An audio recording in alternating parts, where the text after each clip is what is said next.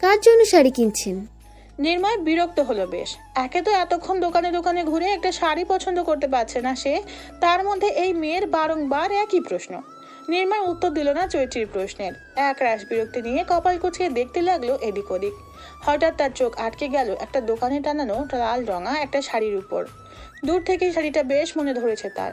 যাক, অবশেষে তার পছন্দ মতো মিলল একটা শাড়ি। নির্ময় লম্বা লম্বা পা ফেলে হেঁটে গেল সেদিকে। দোকানিকে বলল শাড়িটা নামাতে। দোকানি নির্ময়ের কথা মতো শাড়িটা নামিয়ে দিল তার হাতে। নির্ময় উল্টে পাল্টে দেখলো শাড়িটা। না, বেশ ভালোই শাড়িটা। যার জন্য কিনবে চিন্তা করেছে তাকে ওই শাড়িতে বেশ ভালোই মানাবে।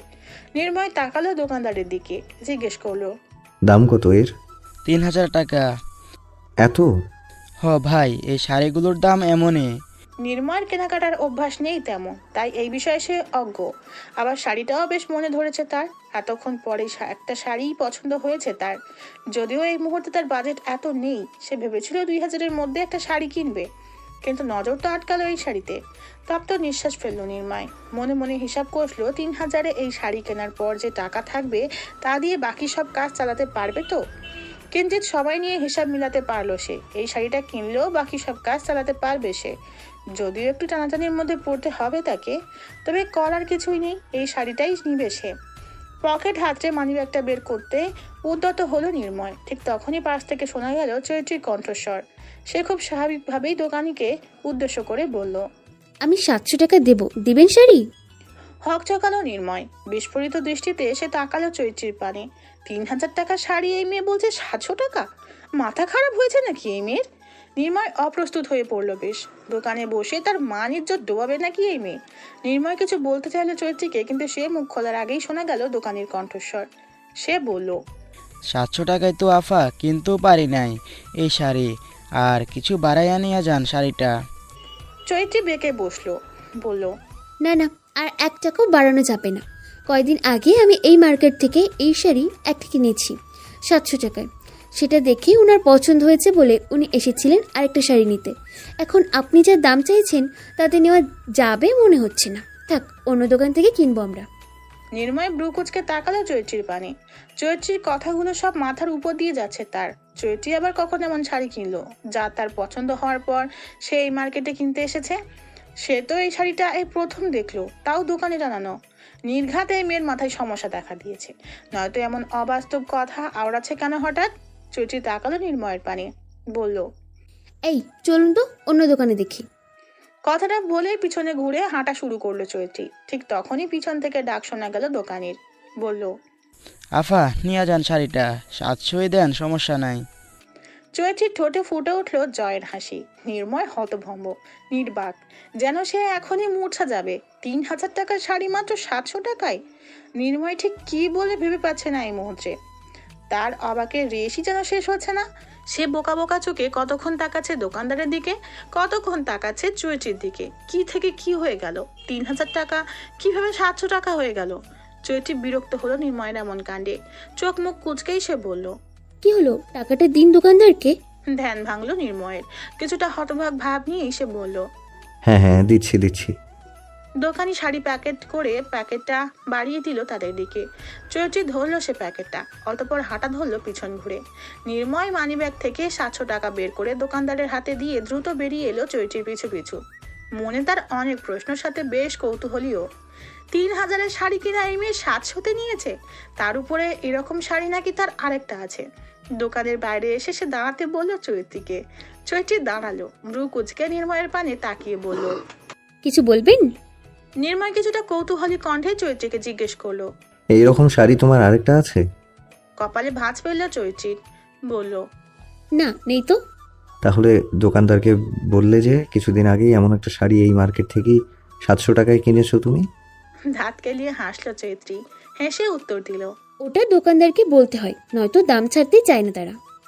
একটু থামলো চৈত্রী, মুখটা ছোট করে আফসোসের সুরে বলল, ইস, আমি যদি দামটা আর একটু কম বলতাম তাহলেও হয়তো শাড়িটা আরো কম দামে দিয়ে দিত দোকানদার। 500 টাকা বললেও মনে হয় দিয়ে দিত। চৈত্রীর কথার পরিপ্রেক্ষিতে নির্ময় উত্তর দিল না কোনো। সে শুধু ফাল করে তাকিয়ে রইল চৈত্রীর পানে। 3000 টাকা দাম চাওয়া শাড়ি সে মাত্র 700 টাকায় এনেছে, তবুও সে আফসোস করে বলছে আর একটু কমে আনতে পারতো। মেয়ে মানুষ বুঝি এমনই হয়।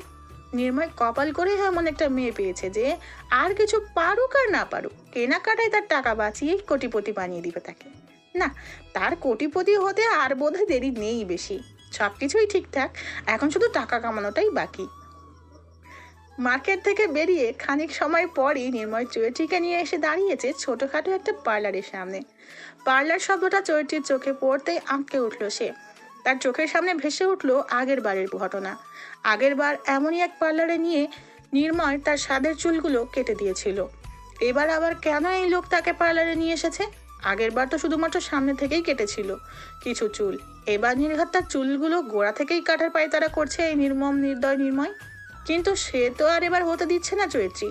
হঠাৎ করেই উল্টো ঘুরে হাঁটা শুরু করলো চৈত্রী। হাঁটতে হাঁটতে বলল, আমি হলে ফিরছি, আপনি যেখানে খুশি যান, আমাকে টানবেন না, তাহলে কিন্তু খুব খারাপ হবে বলে দিলাম। হকচকিয়ে উঠল নির্ময়। সেও ছুট লাগালো চৈত্রীর পিছনে। হাঁটতে হাঁটতে বলল, কি? কেন? চৈত্রী দাঁড়ালো না, হাঁটতে হাঁটতেই বলল, আগের বারের কথা ভুলিনি আমি। আপনি আবার আমাকে পার্লারে এনেছেন চুল কাটাতে, তাই না?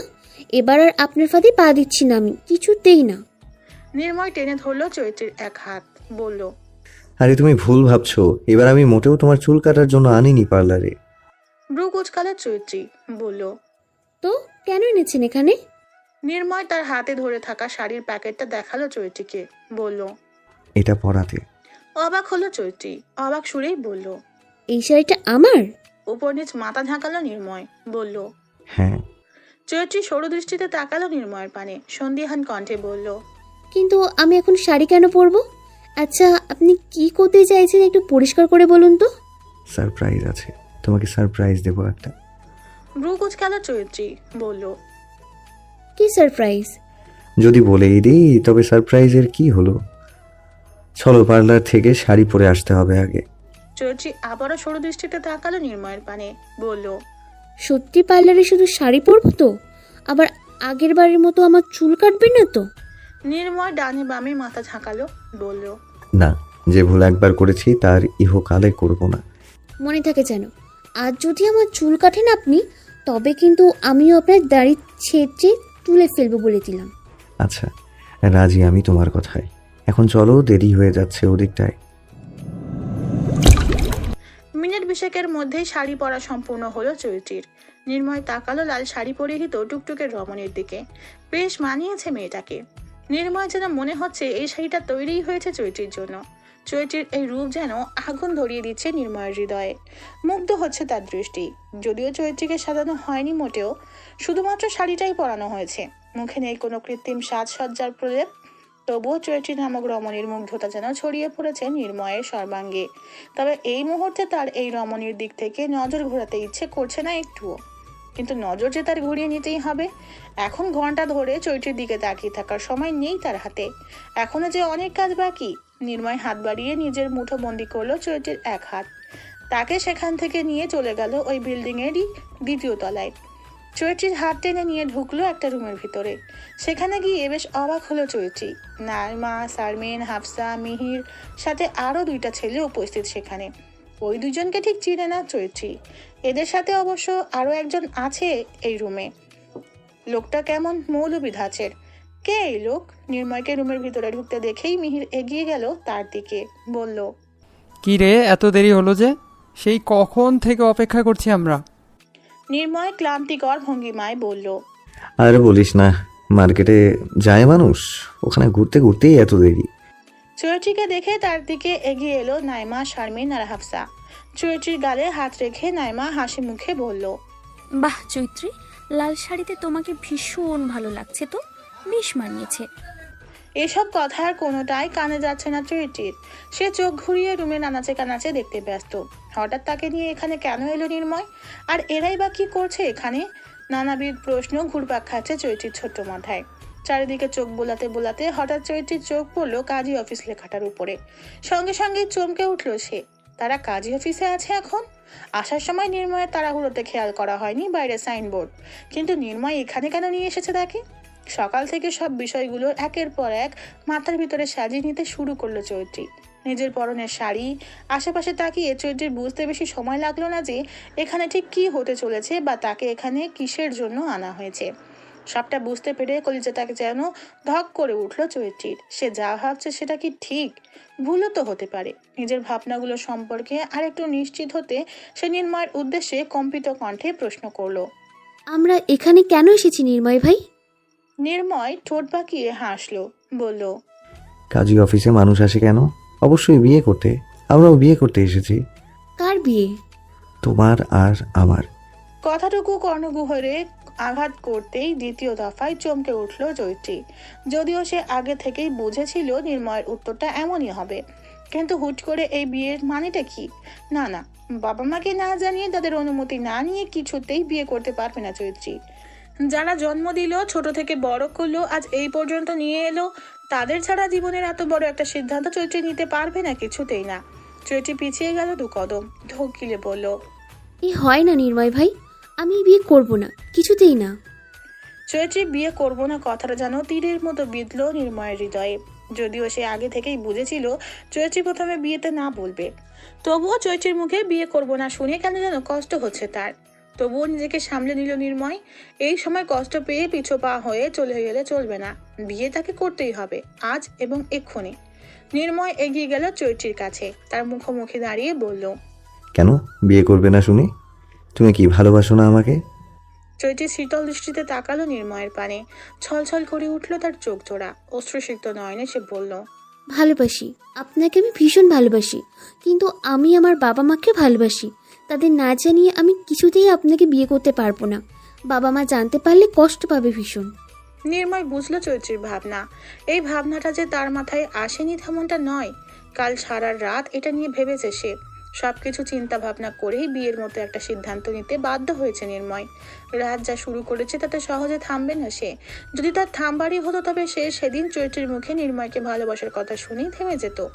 এমন একটা জঘন্য খেলায় মেতে উঠতো না কখনো।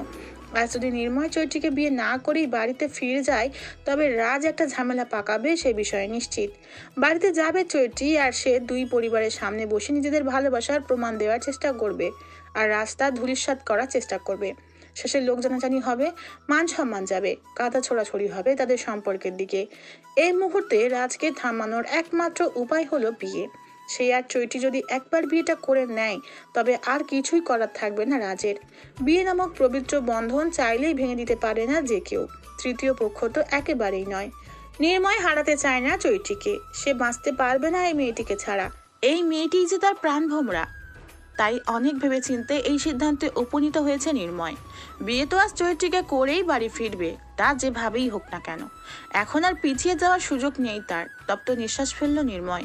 চৈত্রীকে বোঝানোর ভঙ্গিতে বলল, দেখো চৈত্রী, বাবা মা প্রথমে একটু কষ্ট পেলেও পরে মেনে নেবে আমাদের, যেমনটা চঞ্চল ভাই আর নিহা আপুকে মেনে নিয়েছে। হ্যাঁ, রাগ করেছে তাদের উপর, কিন্তু তাই বলে তো আর তাদের দিক থেকে মুখ ফিরিয়ে নেয়নি। আমাদের দিক থেকেও তারা মুখ ফিরিয়ে নেবে না। কিন্তু আজ যদি আমরা বিয়ে না করি, বাড়ি ফিরি, তবে হয়তো আমরা দুজন দুজনকে হারিয়ে ফেলবো সারা জীবনের জন্য। চৈত্রী, তোমাকে আমি সবটাই বলেছি। রাজ ওদিকে তোমার পরিবারের সকলকে নিজের নিয়ন্ত্রণে নিয়ে ফেলেছে ইতোমধ্যে। এখন তাদের সামনে গিয়ে তুমি যতই বলো রাজের সাথে তোমার কোনো প্রেমের সম্পর্ক নেই, কেউ বিশ্বাস করতে চাইবে না সহজে। প্রমাণ চাইবে তোমার কাছে। রাজের সাথে তোমার প্রেমের সম্পর্ক নেই, এই বিষয়ে তোমার কাছে কোনো প্রমাণ আছে কি? নেই। কিন্তু রাজের কাছে তোমার আর তার সম্পর্কের অসংখ্য মিথ্যা প্রমাণ রয়েছে।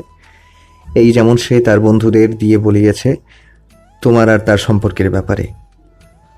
আমি তোমাকে ভালোবাসি চৈত্র, ভীষণ ভালোবাসি। তুমি আমার জীবনের প্রথম অনুভূতি, প্রথম ভালোবাসা। আমার জীবনের ভালোবাসা নামক সুখকর অধ্যায়ের সূচনার পথ তুমি। তোমাকে আমি হারিয়ে যেতে দিতে চাই না চৈত্র। তোমাকে হারিয়ে আমি যে শেষ হয়ে যাব, বাঁচতে পারবো না কিছুতেই। প্লিজ চৈত্র, আমাকে বিয়েটা করে নাও আজ।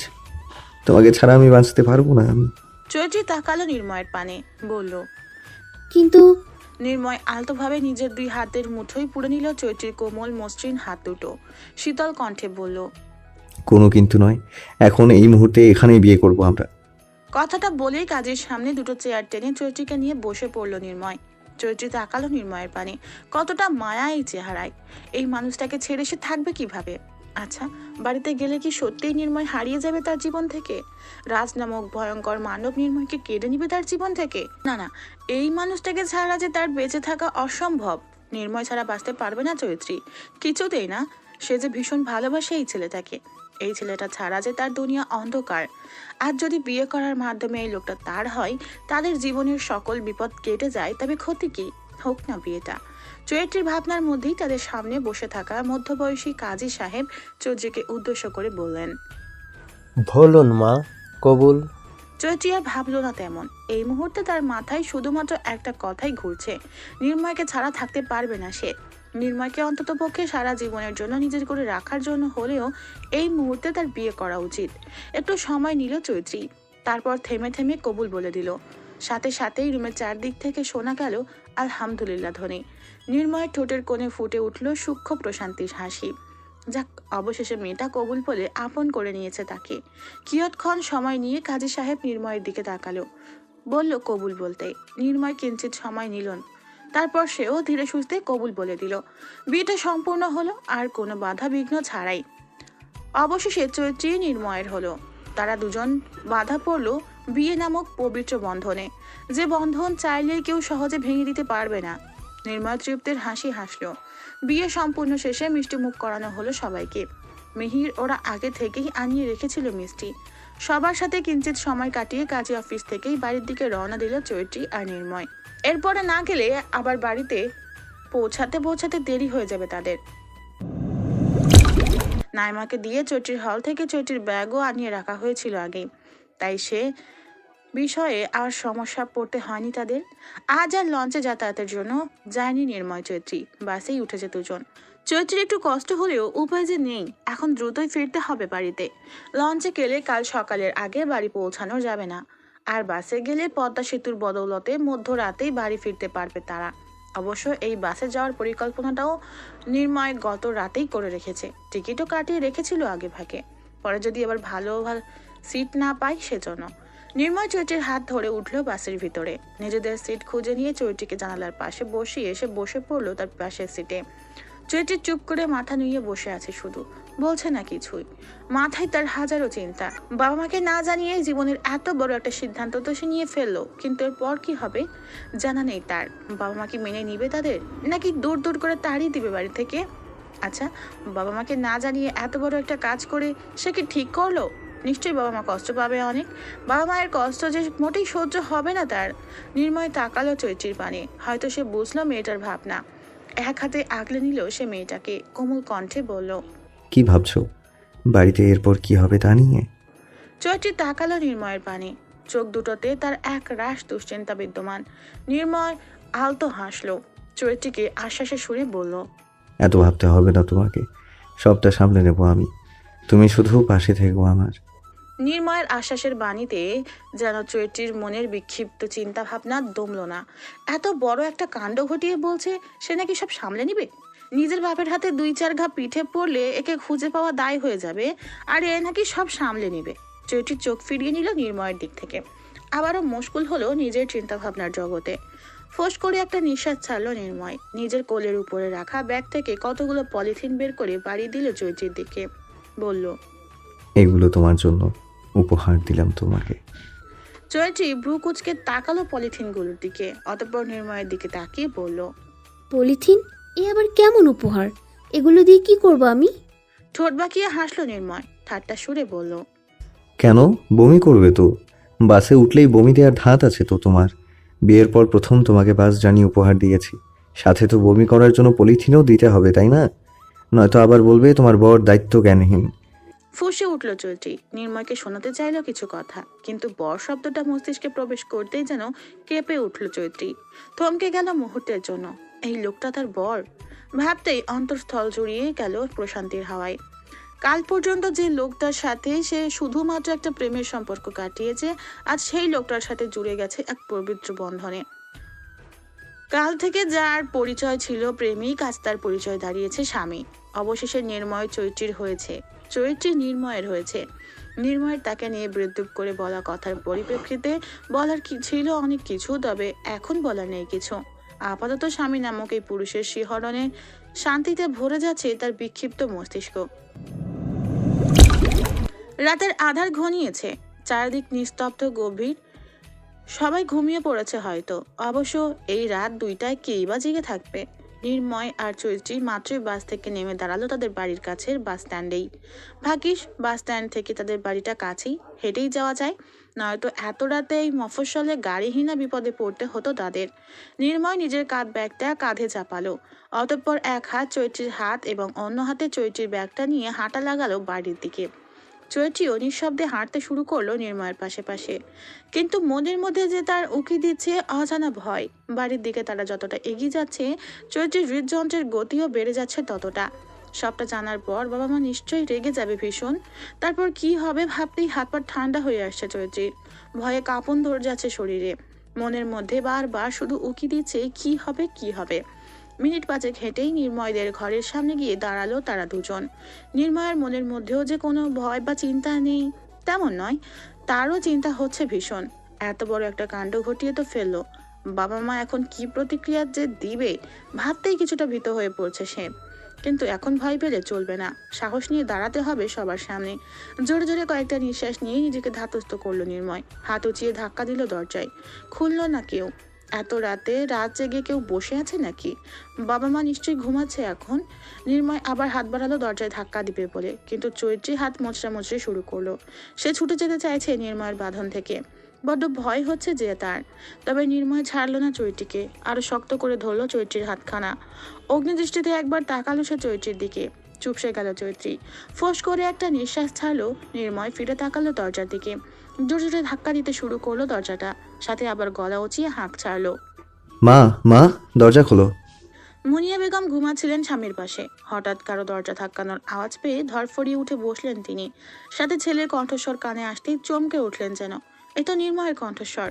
তবে কি নির্ময় এসেছে? কিন্তু সে তো ঢাকায়, আজ আসবে এ বিষয়ে আগে থেকে কিছু জানালো না তো। আর এই রাতে নির্ময় আসলোই বা কেন? কোনো কিছু হয়েছে কি? কোনো বিপদ আপদ? মুনিয়া বেগমের ভাবনার মাঝেই আবারও দরজা ধাক্কানোর শব্দ এলো, সাথে ছেলের কণ্ঠস্বরও। মুনিয়া বেগম আর সময় ব্যয় করলেন না, দ্রুতই বিছানা ছেড়ে উঠলেন। লম্বা লম্বা পা ফেলে সে এগিয়ে গেলেন দরজার দিকে। দরজা খুলে ছেলেকে দাঁড়িয়ে থাকতে দেখেই অবাক হলেন কিছুটা, সাথে ভয়ও পেলেন। অন্ধকারে চৈত্রী নজরে আসেনি এখনো তার। ছেলেটা এই সময় এসেছে কেন? কোনো খারাপ সংবাদ আবার না শুনতে হয় তাকে। মনের মধ্যে এক রাশ ভয় দাপিয়ে রেখেই তিনি বললেন, তুই এভাবে না জানিয়ে কিছু হয়েছে কি? নির্ময় তাকালো মায়ের পানে, বলল, চলে এলাম। বলতে বলতেই চৈত্রীর হাত ধরে রেখেই ঘরের ভিতরে ঢুকলো নির্ময়। তারা ঘরে ঢুকতেই মুনিয়া বেগমের চোখ পড়লো লাল শাড়ি পরিহিত, মাথা নুয়ে রাখা চৈত্রীর দিকে। চমকে উঠলেন তিনি। এত রাতে চৈত্রী নির্ময়ের সাথে কেন? সেও কি নির্ময়ের সাথে ঢাকা থেকে ফিরেছে? ফিরতেই পারে, কিন্তু লাল শাড়ি পরে এভাবে নির্ময়ের হাত ধরে কেন? অজানা আশঙ্কায় বুকটা কেঁপে উঠলো মুনিয়া বেগমের। মনের মধ্যে জড়ো হলো আতঙ্ক। ঢোক গিলে সে বললেন, আরে চৈতি যে, তুইও এসেছিস নির্ময়ের সাথে? আর শাড়ি পরেছিস যে, শাড়ি পরে এতটা পথ আসতে কষ্ট হয়নি? নির্ময় মাথা ঘুরিয়ে তাকালো চৈত্রীর পানে। মেয়েটা ভয়ে জড়সড় হয়ে রয়েছে, নিজেকে ধাতস্থ করলো। নির্ময় কাট কাট কণ্ঠে বলল, ওকে আমি বিয়ে করেছি মা।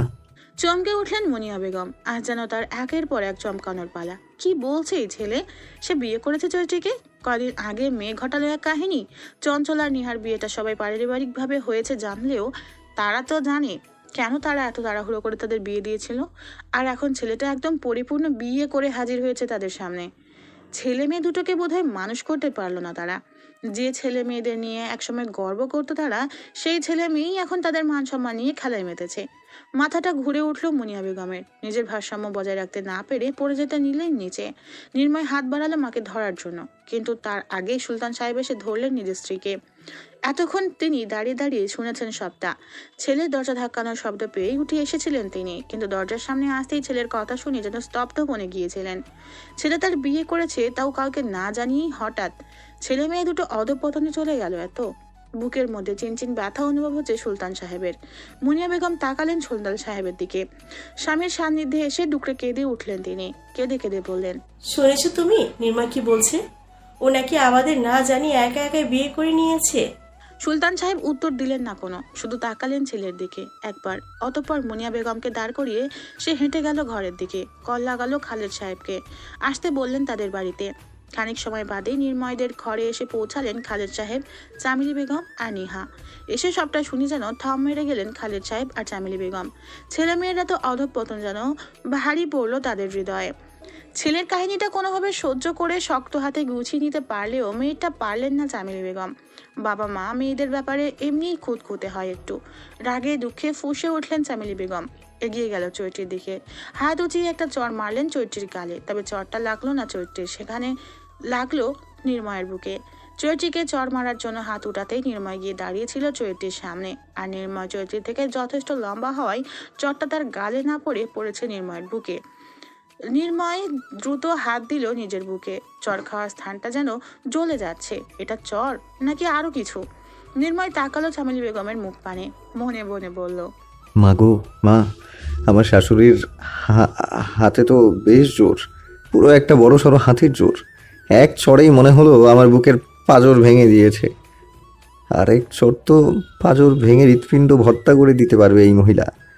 ইস, আমি যদি না আসতাম আর এই চর যদি আমার বউয়ের গালে পড়তো, তবে সাথে সাথে আমার বউয়ের মুখের নকশা বদলে যেত আজ নির্ঘাত।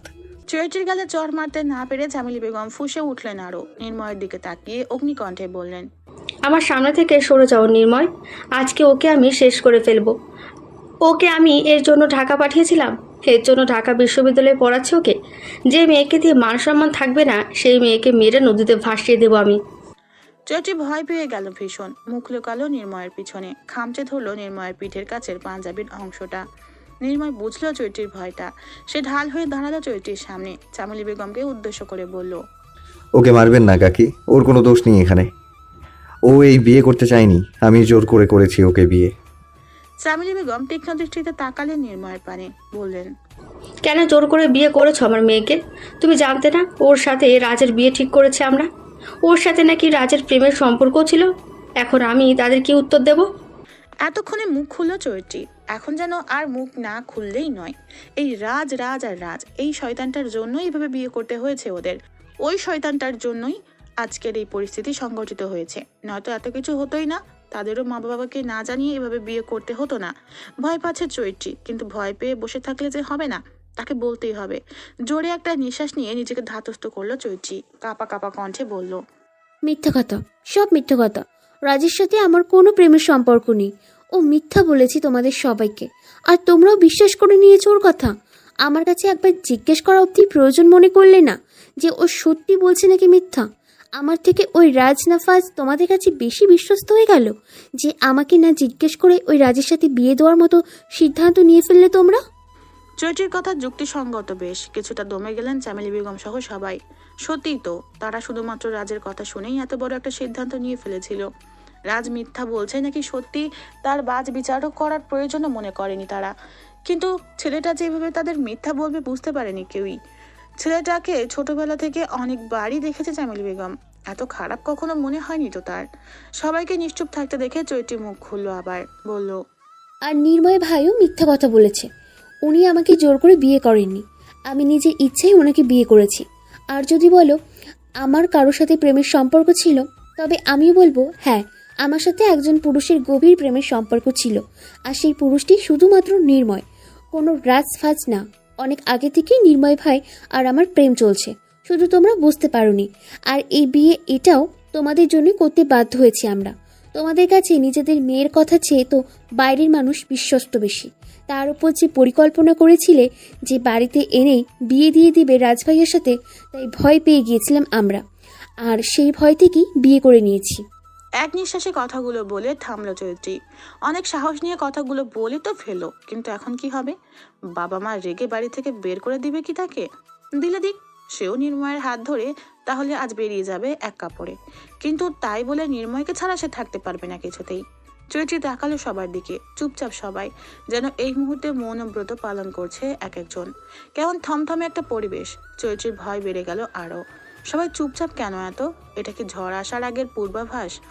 এরা কি তাকে আর নির্ময়কে আলাদা করে দেওয়ার চিন্তা ভাবনা করছে কোনো? চৈত্রীর চিন্তা ভাবনাকে ভুল প্রমাণিত করে মুখ খুললেন সুলতান সাহেব। খালেদ সাহেবের দিকে তাকিয়ে বললেন, আপনি এখন তাহলে চৈত্রীকে ঘরে নিয়ে যান খালেদ ভাই। হৃদয় কুচকে এলো নির্ময়ের। চৈত্রী ঘরে কেন যাবে? সে বিয়ে করেছে চৈত্রীকে, চৈত্রী এখন বউ তার, সে এখন তো তার সাথেই থাকবে, আলাদা কেন থাকবে? বিয়ে করেছে কি সে এই ঘরে আর চৈত্রী অন্য ঘরে থাকার জন্য? তার বাবা বা চৈত্রীকে তার বাপের ঘরে পাঠিয়ে কেন দিচ্ছে? মতলব কি তাদের? নির্ময় তাকালো নিজের বাবার পানে, বলল, বাবা আমি বিয়ে করেছি চৈত্রীকে। সুলতান সাহেব তীক্ষ্ণ দৃষ্টিতে তাকালেন নির্ময়ের পানে, থমথমে কণ্ঠে বললেন,